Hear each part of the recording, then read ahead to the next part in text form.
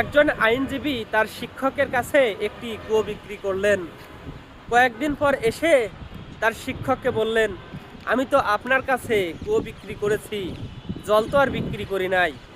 এখন আপনি যদি আমার এই কুয়ো থেকে জল ব্যবহার করতে চান, তাহলে আপনাকে অতিরিক্ত টাকা দিতে হবে। শিক্ষক হেসে বললেন, আমি আপনার থেকে কুয়ো কিনেছি, এখন এই কুয়োর মধ্যে যদি আপনার জল থাকে, তাহলে আমাকে আপনাকে অতিরিক্ত টাকা দিতে হবে ভাড়া হিসেবে।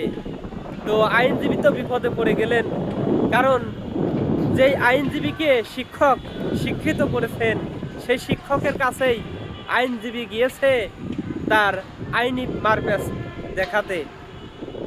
কখনোই এমনটি কাজ করবেন না। শিক্ষকরা সবসময় গুরুজন, তাদেরকে কখনোই বুদ্ধির মারপ্যাচে বোকা বানাতে পারবেন না।